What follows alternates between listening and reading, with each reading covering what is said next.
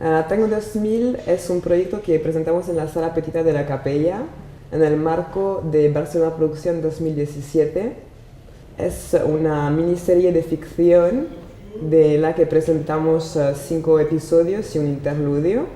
Se desarrolla a partir de la situación de base, que es la del patrocinio de un piso compartido por la multinacional Artengo, ruso-americana. El trato de patrocinio es absurdo y consta en que los compañeros de piso tienen que llevar en su hogar, en cada momento, visibles gracias a chanclas, los calcetines de la corporación, a cambio de que la corporación les retribuye con un descuento en su factura de gas y un lote de comida bimensual. Las intenciones de Artengo Corporation no son bien claras y aparentemente tienen que ver con el anhelo de promover la colectividad a partir de una dedicación a su corporate responsibility.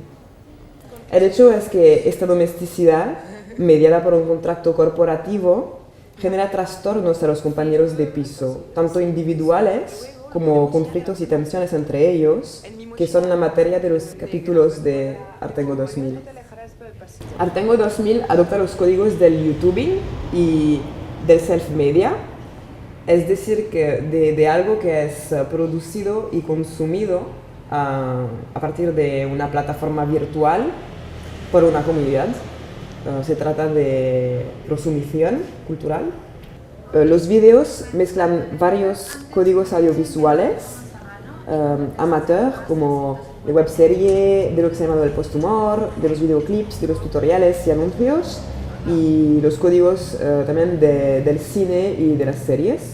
Estos vídeos pues, fueron grabados por nosotras mismas, con poco equipamiento, uno tras del otro. La banda sonora, en vez, sí que es realizada por un profesional, que es Donato Di Trapani, y su participación es importante a la construcción del universo de Artengo 2000. Las cápsulas vídeos están transmitidas simultáneamente en cada uno de los televisores catódicos que encontramos en el suelo de la exposición. Aunque cada uno conserve su autonomía, hay una trama general que los une, de manera que los puedes ver en un orden aleatorio como en el orden indicado. La exposición de las cápsulas es informal y los televisores están establecidos en la manera que podrían estarlo los coches en un concesionario. Planteamos la misma informalidad y atractividad que una de las oficinas de la Caixa en las que deberías sentirte como en tu salón. Grabamos Artengo 2000 en nuestro propio piso compartido, que es uno de estos pisos clásicos de l'Eixample, grandes, familiares y longitudinales. Y pues lo compartimos con 5 personas más que tienen entre 30 y 45 años. Bueno, pues que no son estudiantes sino trabajadores. Pero los actores que aparecen en Artengo 2000 no son nuestros compañeros reales, sino que son amigos nuestros. El piso es un verdadero protagonista de Artengo 2000. Los motivos de las baldosas y las paredes pintadas de colores vivos de nuestro piso recuerdan algo del kitsch de Europa Central, y nuestra convivencia en este piso al final recuerda un poco, de hecho, los pisos colectivizados rusos que se llaman los komunalki y que sobrevivieron hasta el día de hoy al estalinismo. Es cierto que el komunalka y el piso compartido provienen de 2 recorridos históricos completamente diferentes, y aún así es sorprendente que el piso compartido esté perfectamente insertado en su contexto neoliberal, mientras que la komunalka fue ideada por los soviets para absorber el éxodo rural en plena industrialización. La convivencia compartida es el punto de partida de las tramas de Artengo 2000.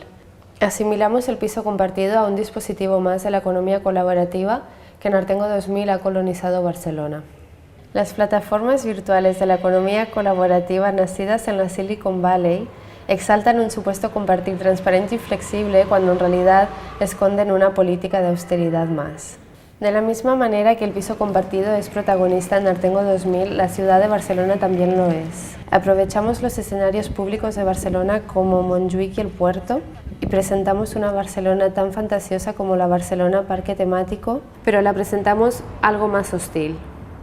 La relación del piso con la ciudad es como la de un satélite que orbita en el espacio, dando la sensación de que sus habitantes están aislados y que solo pueden mantener comunicación virtualmente.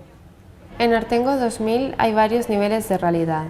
Los sueños y las alucinaciones tienen el mismo peso que el cotidiano. ¡Wow! Sí.